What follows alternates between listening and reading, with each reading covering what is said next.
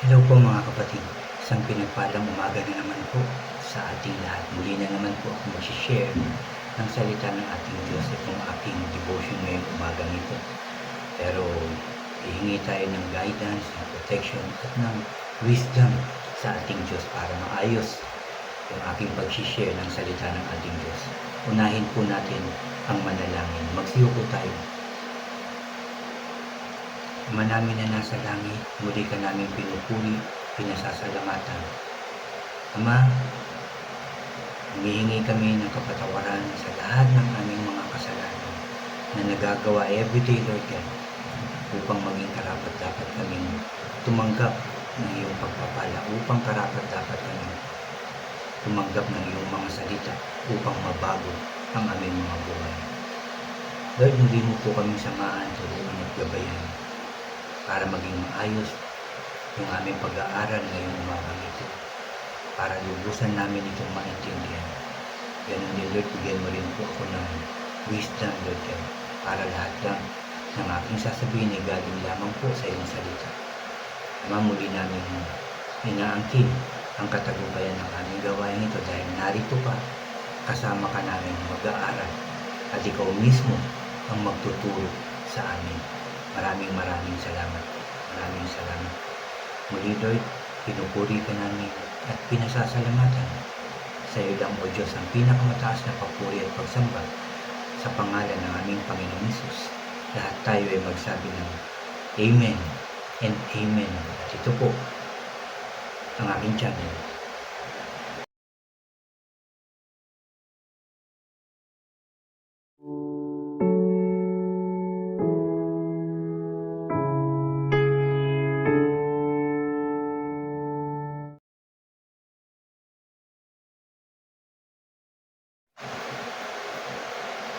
Hello po ulit, ulitin ko lang mga kapatid, isang pinagpalang umaga po sa ating lahat. Mga kapatid, nandito po ako ngayon mag-share sa Joel o aklat ni Joel mga kapatid. Pero, pasensya na po. Pero unahin ko lang po yung mga bago dyan sa aking channel na huwag niyo pong kalimutan na mag-subscribe. Paki-like and share niyo po ang aking mga videos at paki-click din po ang notification bell para lagi po kayong updated sa mga bago at iba ko pang i-upload. Salamat mga kapatid, salamat po. Mga kapatid, dito nga po sa aklat ni Joel, yung aking isi-share sa inyo ngayong umagang ito, dito po sa chapter 1 ng Joel.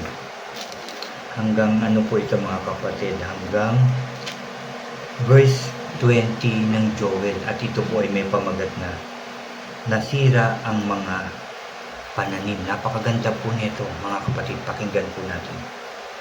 Ito ang message ni Lord na sinabi niya kay Joel na anak ni Pentuel.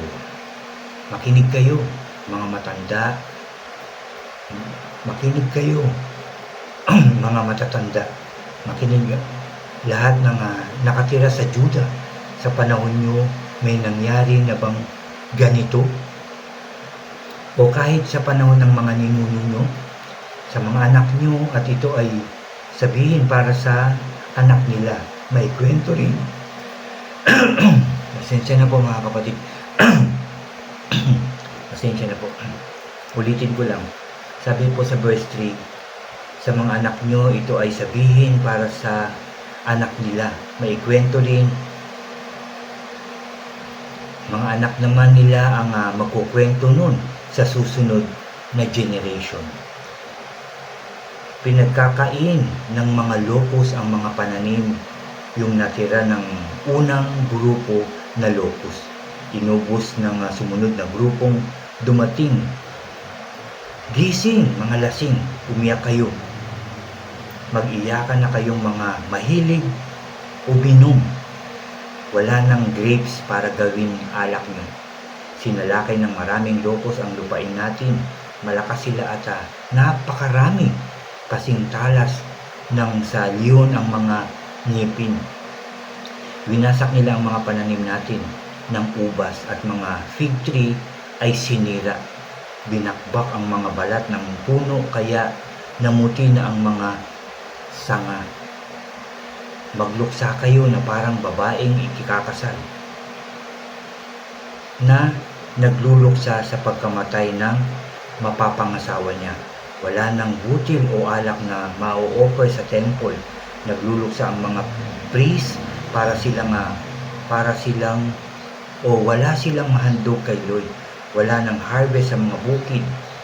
Nagluluksa ang lupa. Nasira kasi ang mga butil. Nasira ang mga butil, natuyo ang mga ubas, nalanta ang mga puno ng olive. Madismaya kayo mga magsasaka, umiyak kayo mga nag-aalaga ng ubasan. Kasi wala ng mga wheat at barley, nasira ng lahat ng pananim. Natuyo ang mga ubas, nalanta ang mga fig tree, pomegranate, palm at apple, lahat ng puno natuyo, wala na rin ang saya ng mga tao. Magdamit kayo ng sako at umiyak kayong mga priest nagsiserve sa altar. Pumasok kayo sa temple at magluksa buong gabi. Wala nang butil ng alak na mag-o-offer sa inyong Diyos. Iutos nyo na mag-fasting ang lahat ng tao ay ipinatawag, i-gather ang mga leader at lahat ng taga-Juda. Papuntahin sila sa bahay ni Lord na inyong Diyos. Tumawag kayo at umiyak sa Kanya. Malapit na ang araw ni Lord.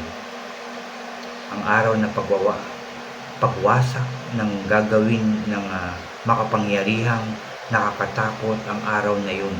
Kitang-kita natin nung masira ang mga pananim. Wala nang saya sa temple ng Diyos natin. Nagdulot na ang mga mulubot na ang mga buto sa tuyot na lupa. Walang kalaman-laman ang mga bodega, wasak na wasak ang mga imbakan kasi walang ma-harvest na pananim.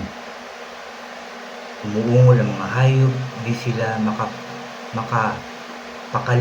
mapakali, wala na kasi silang pastulan, pati mga tupa nahihirapan. Lord, tulungan mo kami. Nasunog na ang mga pastulan, tinupok na ng apoy, lahat ng punong kahoy. Tumawag na rin sa iyo ang mababangis na hayop kasi tuyo na ang mga sapa, nilamon ng apoy ang mga pastulan.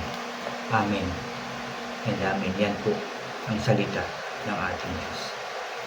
Ito ay babala sa lahat ng mga tao na tutupukin, sisirain ng balang, ng locust ang mga pananim. Sabi pa rito, gumising na kayo mga lasenggo, mga umiinom ng alak dahil wala ng ubas, wala ng alak na maiinom. Ibig sabihin, wala ng kasiyahan sa buhay ng mga taong sa mga ganyan lang tumitingin, sa mga ganyan lang nagpapakasaya, yung alak, inom, yung mga pangsarili lang ang iniisip. Tapos na ang mga yun dahil sinira na ng balang. Sabi dito mga kapatid na magluksa kayo na parang babaeng ikakasal na nagluluksa sa pagkamatay ng mapapangasawa niya. Dahil wala nang alak, wala nang maihahanda, ano pang gagawin kundi malungkot. Dito tinuturo sa atin ang magbagong buhay. Magpabago tayo sa Diyos at magbalik loob tayo sa Diyos upang hindi maranasan ang mga bagay na ito na lulusong sa buhay natin, yung mga balang na ipadadala dahil ito sa ating mga nagawang kasalanan.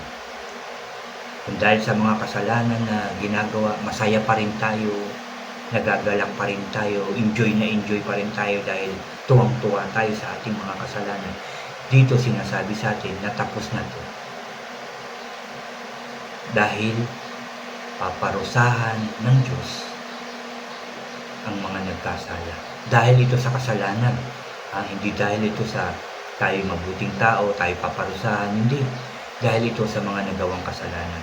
Kaya paparusahan tayo ng ating Diyos. Darating ang napakaraming bala para tapusin ang maliligayang araw nating mga nagkakasala at patuloy na nagkakasala. Sisirain lahat ng kinasasaya natin, kung saan tayo kumukuha ng kaligayahan. Yun nga, yung sa alak at kung ano pang maraming bagay na doon tayo nakatutok para maging masaya. Nagiging makasarili tayo. Hindi na natin inisip ang ating mga nagagawang kasalanan. Hindi na natin naisip para humingi ng kapatawaran sa lahat ng ating kasalanang nagawa. Wala na tayong inatupag, kundi kasiyahan, pang sariling kasiyahan. So sabi nga, puro yung pita ng laman ang ating iniintindi, iniisip at pinagfofokusan ng ating puso at isipan. Wawasakin na yan, tatapusin na yan. At ano ang dapat natin gawin? Ano ang tinuturo sa atin? Magbalik loob sa ating Diyos. Magluksa, manalangin, umiyak, lumapit sa Diyos para humingi ng kapatawaran sa ating mga kasalanang nagawa. Yan ang sinasabi ng Joel sa ating lahat, mga katanim, mga kapatid. Yung mga tanim na sinasabi, ito yung mga tinanim natin dito sa lupa. Yung kayamanan, yung mga gamit, yan yung mga tinanim natin, no? Na doon na lang tayo nakapokus, yun na lang yung ating kinukuha, hina-harvest, puro pang sarili na lang. Hindi na natin naalala na tayo lumapit sa Diyos, na siya naman yung ating pag-alayan, yung siya naman yung magbalik tayo sa Diyos ng pagpapala, yung mga binigay niya sa atin, yung maayos na buhay, malakas na katawan, yung pagpapala, yung pagkain, yung pera, kung anong meron sa atin, galing yan sa Diyos. Nakalimutan na nating magbalik sa Kanya. Yan ang pinapaalala sa atin. Kaya dahil hindi natin siya naaalala, dahil nakalimutan natin siya, dahil nakalimutan natin magbalik, nakalimutan natin magdasal ng magdasal, wawasakin ng Diyos ang lahat ng ikinabubuhay natin. Kung ito man yung talagang dinodiyos na natin, yung business, no? Yung magandang trabaho, yung alahas, bahay, kotse, dyan na tayo nakapokus dahil marami, iniingatan na natin yan, yan na yung palagi nating iniisip. Sabi ng Diyos, sisirain niya na yan, wawasakin niya na yan, babawiin niya na lahat ng kanyang ipinagkaloob sa atin. Dahil nga, sa patuloy nating kasalanang nagagawa sa Kanya, yan ang sinasabi ng Diyos sa atin ngayong umagang ito. So sabi ko nga, inuutos sa atin ng Diyos na magbalik loob tayo sa Kanya. Yan ang sinasabi ngayon ng ating Diyos, magbalik loob. Hindi sa pananalita lang, kundi galing sa ating puso, sa ating isipan, at with action ang ating gagawin. Hindi pwedeng magbabalik loob na ako sa Diyos pero may tatapusin muna ako. Di ba? Aayusin ko muna yung mga kayamanan ko. Aayusin ko muna lahat bago ako magbalik loob sa Diyos. Unahin natin na magbalik loob sa Diyos at siya na ang bahalang mag-ayos ng lahat. Basta susunod lang tayo sa kanyang mga utos, sa kanyang mga tuntunin, lumakad dun sa kanyang pamamaraan, dun sa kanyang tinuturo sa atin na yun ang gawin natin. Sigurado kung hindi tayo pababayaan ng ating Diyos, gagabayan po, proteksyonan, iingatan tayo ng ating Diyos. Pati yung ating pamilya, mga kapatid, yung ating mga mahal sa buhay, kailangan nilang malaman na tayo ay kailangan ng magbalik loob sa Diyos hanggat hindi pa huli, mga kapatid. At ang panahon, kailan? Ngayon na. Ngayon na ang tamang panahon na tayo ay magbalik loob sa ating Diyos. Tinatawag tayo. Tinatawag tayong lahat na ngayon na ang panahon para magbalik loob sa ating Diyos na makapangyarihan sa lahat. Walang gusto ang Diyos kundi maging maayos ang buhay natin.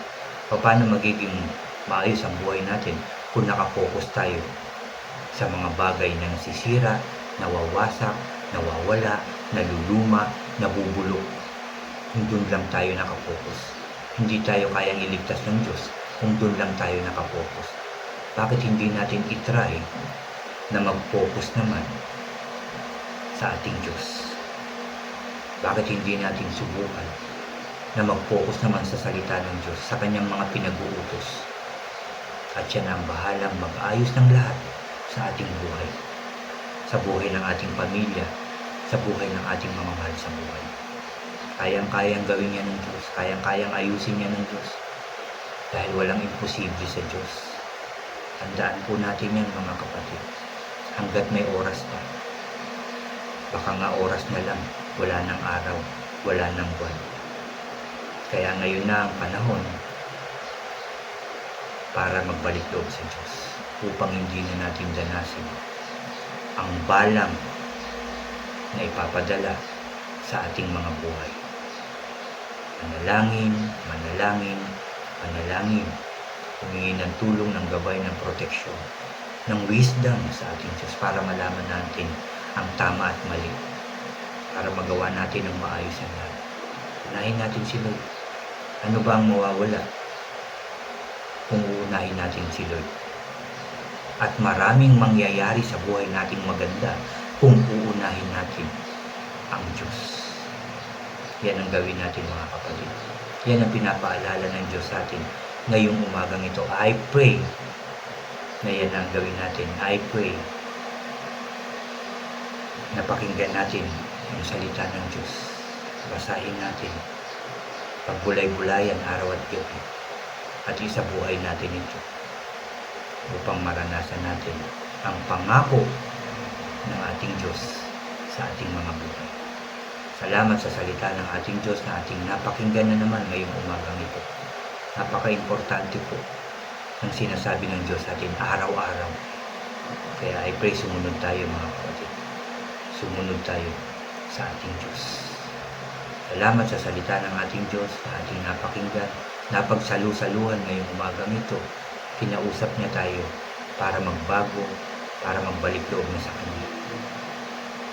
Kaya muli tayong lalapit sa Kanya, hihingi ng tawad at ipagpapasalamat ang umagang ito na tayo'y kinausap ng Diyos, at tayo'y pinaalalahanan ng ating Diyos. Napakabuti ng Diyos. Napakabuti niya sa atin. Let us pray. Hallelujah. Ama sa langit, muli ka namin pinupuri, pinasasalamatan. Napakabuti mo sa amin, O Diyos. Talagang mahal mo po kami dahil patuloy kang nagsasalita, nangangaral sa aming lahat. Salamat po sa iyong kabutihan at pagmamahal sa amin.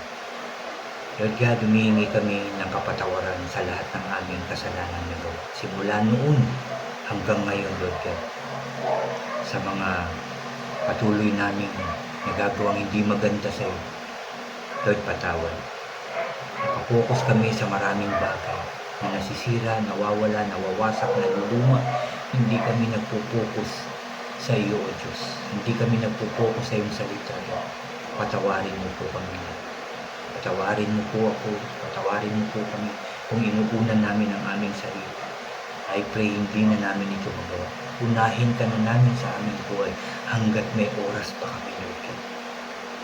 Tulungan mo po kami, turuan mo po kami, gabayan mo po kami, Lord. Teach us, O God, para maging mabuting tao, para maging mapagmahal, para maging mapagpatawad at maging mapagkumbaba at sumunod lang sa iyo, Lord. At mag-focus kaming lahat kung buhay namin, buhay ng aming mga mahal sa buhay ay mag-focus lang sa iyo, Lord. Dahil ito na ang tamang panahon. Ito ang sinasabi mo sa amin para magbalik loob na sa iyo.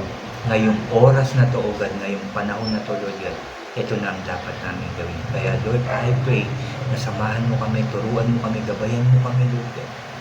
Please, Lord, tulungan mo po kami lahat. Tulungan mo po ang bawat isa. Yung malapit kami, nagpapakumbaba, na kami po ay patawarin mo sa aming mga kasalanan upang maging karapat-dapat kami sa iyong pagmamahal at sa iyong pagpapala. Maraming salamat sa iyong salita, Lord God. I pray maisabuhay ng bawat isa, Lord. Maisabuhay ko, maisabuhay namin lahat, Lord, ang iyong salita. In Jesus' name, help us, Lord. Protect us, Lord. Guide us, Lord. Kakayin mo kami dun sa mga pamamaraan mo, Lord God, upang hindi na kami magkamali kahit kailan, upang hindi na kami maligaw kasama ng aming pamilya, mga mahal sa buhay, at mga kapatid sa pananampalataya. Help us, Lord. Guide us, Lord. Protect us, Lord. Salamat po, kiniklaim namin, Lord, dahil ito ay narinig mo. Dahil hindi mo na kami pababayaan, Lord. Hindi mo na kami padadalhan, O God, ng balang sa aming buhay, upang hindi mapinsala ang aming buhay. Sa pangalan ng Panginoon Jesus. Salamat po, Lord. Salamat. Salamat dahil nagtagumpay ang gawain ito. Marami na naman kami natutunan. I pray hindi lang ito namin narinig, kundi maisabuhay ng bawat isa. Salamat po, Lord, sa iyong pagpapala, sa pagbigay mo ng kalakasan, sa pagbigay mo ng kagalingan sa lahat ng may sakit at karamdaman, sa pagbigay mo ng trabaho sa lahat ng walang trabaho, sa pag-ayos mo ng mga pamilya na nasira, Lord. Salamat po sa lahat dahil magiging maayos na, masaya, masagana, tagumpay at payapa ang aming buhay. Ang lahat ng buhay na nakinig ng iyong salita ngayon at lahat ng buhay na tapat, na susunod na sa iyo, Lord. Sa lahat ng taong magbabalik loob na sa iyo, Lord, pagpapalain mo sila, gagabayan po, proteksyonan pati ang kanilang pamilya. Salamat, Lord. Narinig mo ang aming panalangin. Salamat, Lord, dahil tinugon mo na ang aming panalangin ito sa pangalan ng Panginoon Jesus. Salamat po sa iyong kabutihan, sa iyong pagmamahal, O God. Salamat po dahil ang tagumpay namin ay sunod-sunod sa pangalan ng aming Panginoon Jesus. Salamat po, salamat po, salamat po, salamat, salamat.